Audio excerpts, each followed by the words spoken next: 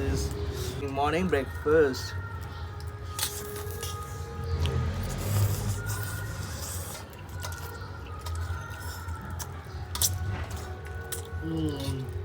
आम्माम के साह्रो पिरो आम्मा डरलाग्दो पिरो म अझै डरलाग्दो हाली पठाएको छु त्यही माथि नागा चिली